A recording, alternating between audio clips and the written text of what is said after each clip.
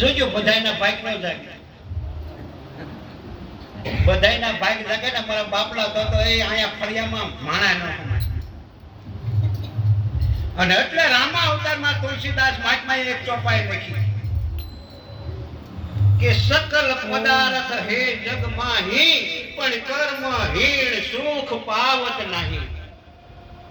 સકલ પદાર્થ એટલે આ જગત ની અંદર એવું જ્ઞાન છે, એ જ્ઞાનથી પરમાત્મા ઓળખાય છે. આ જગત ની અંદર એવું જ્ઞાન છે, એ જ્ઞાનથી આત્મા ઓળખાય છે. આ જગત ની અંદર એવું જ્ઞાન છે, આ જ્ઞાનથી તમારા દેહની અંદર કોણ બોલી રહ્યો એ ઓળખાય છે. તો આ જગત ની અંદર એવું જ્ઞાન છે અને એવું જ્ઞાન સમજાવવા વાળા આવા કોઈક મહાપુરુષો છે. પરંતુ ભાગ જાગ્યા ન હોય ને મારા બાપલા તો ગુરુ ઘરે ન આવે. પછી ઘર બે પ્રકારનું કીધું છે. જો એક રહેણાંકનું ઘર છે એને ઘર કહેવાય. આ રહેણાંકના ઘરે જેના જેના ભાગ જાગ્યા હોય ત્યાં ગુરુના પગલા પડે. આખા ગામમાં બધા ઘરે ન પડે.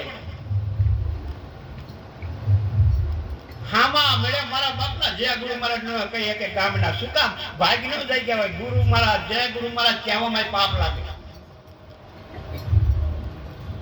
હા, રામ રામ બોલે, સીતારામ બોલે, પછી જીને જીને જે ભગવાન વાલા હોય બોલે.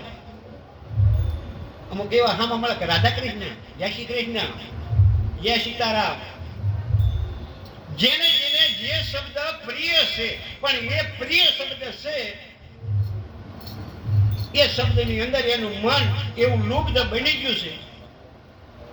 આ તો જેના ભાગ જાગે એ દેહની અંદર સદગુરુ રૂપી શબ્દનો જે પ્રવેશ થાય એટલે આ દેહને પણ એક મકાન કીધું છે અને દેહને રહેવા માટેનું જે એક મકાન છે. આ બે મકાનની અંદર પૂરેપૂરા જીવના ભાગ જ્યારે જાગે ત્યારે ગુરુ આવે. તમે ટૂંકમાં વિચાર કરજો. પંપા સરોવરને કિનારે સબરી ભક્તિ કરતા હતા અને માતંગ ઋષિ એક જ શબ્દ આપ્યો તો કે હે સબરી, તારી ઝૂંપડીએ એક દિવસ રામ આવશે. એ 16 વર્ષની હતી ત્યાંથી ભક્તિ કરતી, 80 વર્ષની ઉંમર થઈ અને જેથી રામ આવ્યા એ નદીની કિનારે આમ 6 ફૂટના આશરે ઝૂંપડી હતી. આમ રામાયણમાં લખ્યું 6 ફૂટને છેટે છેટે આશ્રમની ઝૂંપડી હતી અને એક એક ઝૂંપડીમાં એક એક મહાત્મા તપ કરતા. કોઈ બેઠા બેઠા માળા ફેરવતા હોય, કોઈ બેઠા બેઠા હવન કરતા હોય, કોઈ બેઠા બેઠા જાપ જપતા હોય, અનેક જાતની ભક્તિ કરતા હતા. પણ રામાયણ બતાવે છે મારા બાપલા કે કોઈના ભાગ નતા જગ્યા, એક જ સબરીના જગ્યા. એ જેથી રામ લક્ષ્મણ અને સીતા ત્રણે આમ હાલ્યા આવે છે. એક આશ્રમ હામું આમ આડી નજરે ન થાય. જોવો તો ખરા ઓલા એમની કઠણી કેટલી છે. આખી જિંદગી બેઠા બેઠા માળાયું ફેરવી, ધૂપ ધુમાડા કર્યા, અગરબત્તીઓ બાળે, કંઈક જાપ કર્યા, કંઈક તપ કર્યા, તો અયોધ્યાના જે રામ હતા એ આમ આશ્રમ હામું તાક્યા નહીં કે આવડો શું કરે છે. અને સીધે સીધા સબરીની ઝૂંપડીએ ગયા. આમ રામાયણ બતાવે છે. સબરીને ભાળી નથી, સબરીને ઓળખતા નહોતા, સબરીએ કોઈ આમંત્રણ આપ્યું નહોતું.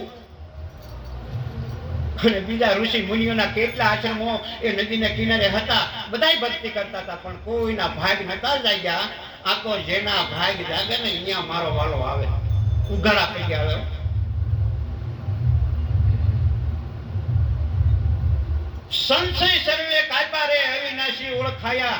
જેને દેહની અંદર સદગુરુનો શબ્દ મળી જાય એના સંશય કાપે. સંશય એટલે વ્યામ. વ્યામ એટલે શું? ભ્રમણા એટલે શું? આપણે કોઈ દિવસ વિચાર કર્યો નથી. અને જો સંતોના શબ્દો કંઈક સાંભળવી તો આપણે કડવાહટ લાગે. કેવા કડવા લાગે જોજો. નથી કેવું પણ તોય થોડું કેવું છે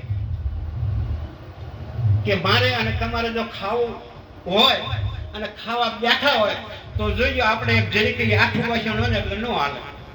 વિચાર કરજો. ભલે તમે તાહાળીમાં ખાતા હોય, વાટકામાં ખાતા હોય, પણ એ આઠું વાસણ હોય એટલે તમે ન ખાઓ.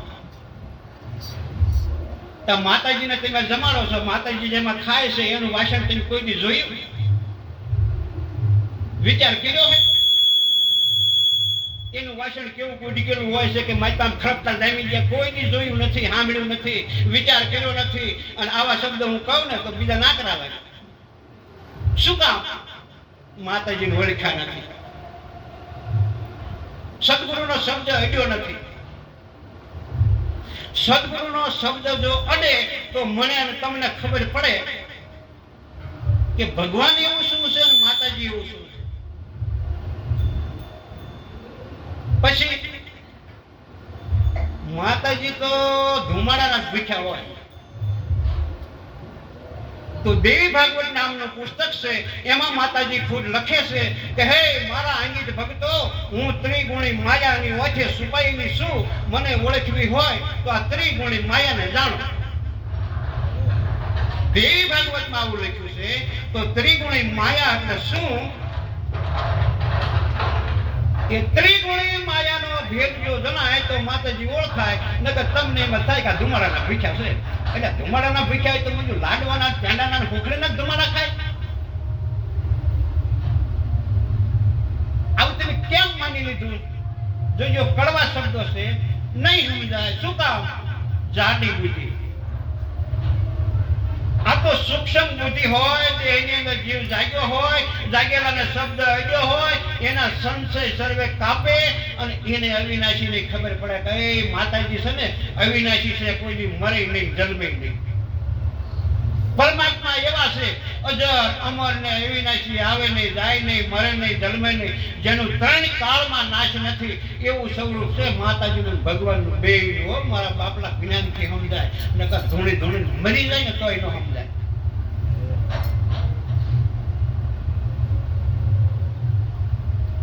પશુમાંથી મનુષ્ય કીધો.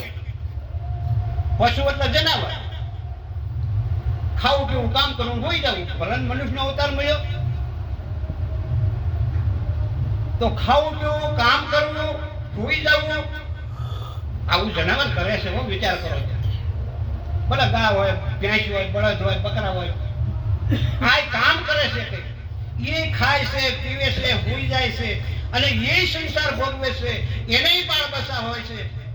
એમ આપણે ખાઈએ છીએ, પીવી છીએ, હોઈ જાય છીએ, આપણે પણ બાળ બસા છે. તો ઢોરમાં અને મનુષ્યમાં ફેર શું? એટલે આવ્યો પણ જાણ્યો નહીં. શું જાણ્યો નહીં? કે આ મનુષ્યનો અવતાર. એટલે આવ્યો પણ જાણ્યો નહીં આ મનુષ્યનો અવતાર. એક શેર અનાજને કારણે કોટી બાંધ્યા કરે. થોડા દાદા નથી બાંધ્યા. કોટી એટલે કોઈ ગણ્યામાં પાર ન આવે. કે દરેક કર્મમાંથી છૂટવું હોય તો ગીતાજી સાક્ષી પૂરે. હે અર્જુન, ગમે એવા લાકડાનો ઢગલો કર્યો હોય પણ પંચમિત થયેલો અગ્નિ એટલે પ્રગટ અગ્નિ લાકડાની અંદર મૂકો એટલે બાળી ભસ્મ ભૂત કરી દેશે. એમ મારા ને તમારા દેહની અંદર ખોટા કરેલા કર્મ ગમે ત્યાં ભર્યા હોય પણ એક સદગુરુનો જ્ઞાનનો શબ્દ, એક ચિનગારી જો મળી જાય એટલે આ કરેલા કર્મ હોય તે મળી જાય. એવા જ્ઞાન અગ્નિ કરેલા કર્મ બાળી દેશે અને પ્રગટ અગ્નિ ગમે એવા લાકડાનો ઢગલો હોય તો બાળી દેશે. આ બે જાતની અગ્નિ છે. પશુમાંથી મનુષ્ય કીધો 84 થી ઉગારી લીધો. 84 થી ઉગરવું હોય